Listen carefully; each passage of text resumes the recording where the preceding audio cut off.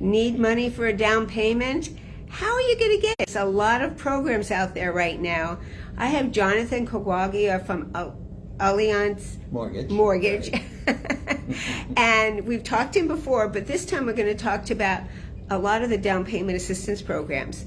So I'm going to change it around. Hi, Jonathan. Thanks for joining me today on our Wild Wednesday. Of course. Excited to be here. Yeah. So tell us about, there's lots, how many different down payment programs do you think there are? Well, there are quite a number of down payment assistance programs.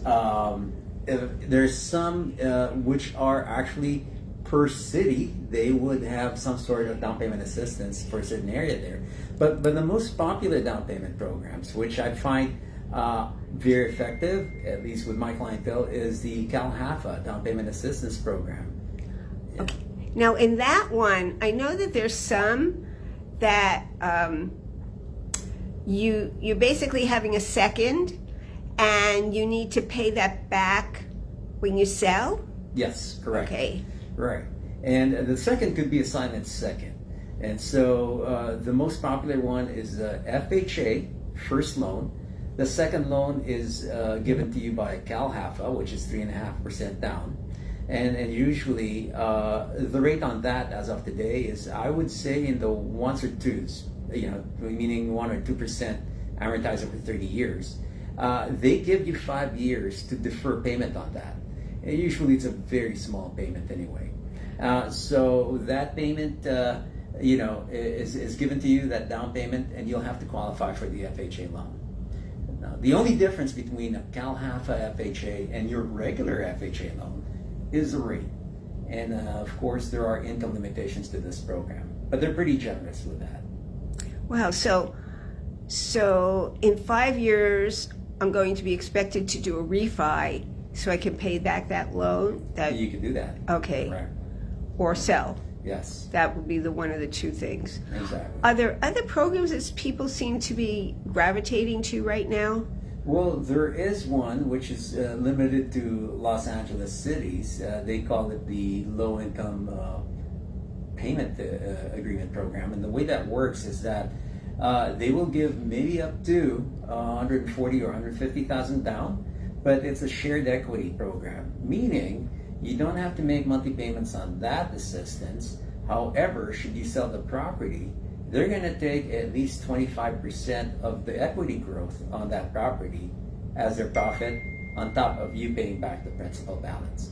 It's a great program for those that may qualify and don't have the money to begin with anyway. And it's a good startup, but the qualification of that is a little bit more stringent than that of CalHFA. So on that one, would it be best, as you make your payments on your first, saving some money on the side and then refinancing to get rid of that second? Exactly. Yeah. The main goal here is to refinance as early as you can, while the growth of equity hasn't been that substantial yet. Right. Because the longer you wait to refinance, the greater the impact is on their equity share in your property. Mm-hmm. Yes. Yeah. So there's a lot of first-time home buyers. It's interesting. Somebody will ask me about a first-time home buyer program. To me, the optimum one is FHA. Correct. Because of the debt-to-income ratio.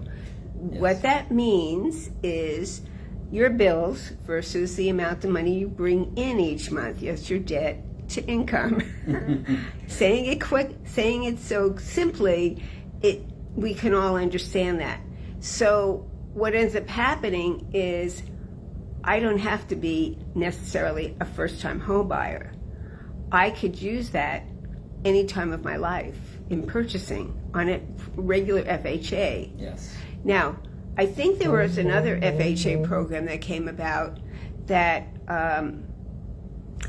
maybe that was the one you were just talking, the one that just came in through the state, where you had generations, you couldn't own anything for several generations. Yeah, that's the CalHFA Dream for All program. Right, okay, yeah.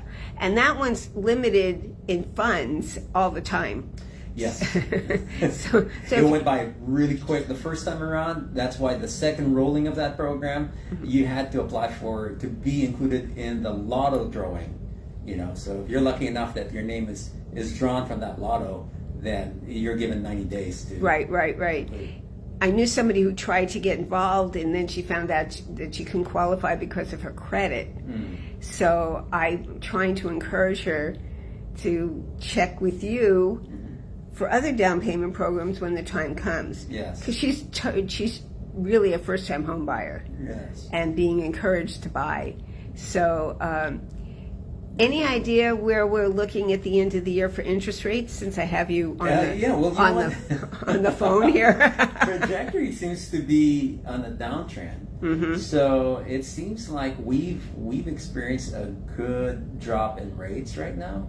And I think that will continue towards the end of the year. Now, I don't have a crystal ball, and who knows what might spark another, what do you call this, influence on how the rates go. Right. But for the most part, we see rates either holding steady or dipping down a little bit more towards the end of the year. Right. And it's interesting. Most home buyers, future home buyers, who might be sitting on the fence are waiting for interest to drop. And I keep reminding them that interest rate has just dropped. Yes. And you can always drop with a buy down. But when the Feds say that they're dropping the interest rates, and mortgages have already considered it as, what's the word I'm trying to say? They're already proactive on it. Yeah. Usually. Anything the Feds utter out there, the markets react. Right. And so the funny thing is, when the Feds telegraph that they are looking into bringing down the rates, actually the rates start to improve. And by the time they say, oh, you know what, we've lowered it by 0.25%, and the minute they say that and it takes into effect, keep in mind, it starts playing the market. So just because the Feds say, it's 0.25% drop doesn't mean it's going to be a 0.25% drop. It may even increase by about 1/8 because the markets just got too aggressive with that announcement, and then it starts to play the market. But for the most part, it does stabilizes the market and then has a nice tick downward. Yeah, it's interesting because I think buyers are thinking we're talking 1%, 2%. I'm saying 0.25%, 1/8%. Yes. And the media will make a big deal about this. So the consumers are all thinking Exactly. 1%, 2%, and it doesn't happen that way. It's never happened that way. It's never happened that way, and that's why I always advise my clients, listen, you know what? The bottom line is affordability and suitability. So if you find a house that you really like, at whatever the rates are playing, and that's something affordable to you and suitable for your family, I would suggest, yes, go right ahead, lock that in, because rates will always go up and down. And over time, if the rates are favorable enough that they drop, you could always refinance. But one thing for sure, over time, there is always a gain or growth of equity. It may not be as fast, but there is a growth. Yes, for those who've been waiting since last year for the interest rates to go down, the prices have gone up. Now, they didn't go up in leaps and bounds, but they have gone up. But the other side, flip of that, is there's more inventory since last year. So buyers have more choices in most communities, not in all, but in most communities, and of course, depending on your price range. So it's best to have a conversation with Jonathan or your lender, and let's find out what you can qualify for, and let's get you started, because it's not worth it to just hang out unless there's a real reason. You've got to clean up some credit, you've got to save some money, you got to pay off that bill. Oops, something else came up. We get that. That's all normal. I'm going to take the screen back. Okay. So that's all the normal stuff. And that's what happens with a lot of the buyers. Life changes. They thought they were going to buy, and all of a sudden, hold. So, but keep that on focus, because there is more inventory, and there are more, and interest rates are adjusting, and you want to take advantage of it. Before we finish, I'm going to come back to Jonathan. Give us your full name, your company, and your telephone number. You don't have an address listed for sorry. you. Here you go.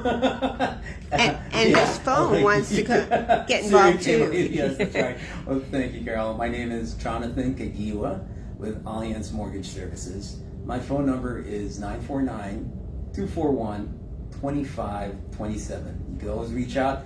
And like what I always say, first thing is to take the guesswork out of the way before going house hunting. That way you know exactly how to approach. Absolutely, Jonathan. And I won't show property to anyone until they've gotten to talk to a lender, because it's not worth your time, it's not worth my time, or the seller's time. So I don't want you looking at something that may be too high, because I don't want you to fall in love with it. Anyway, it's a wild Wednesday. Thank you, Jonathan. It's been lots of information. I totally appreciate it. We'll see everybody next week. Bye.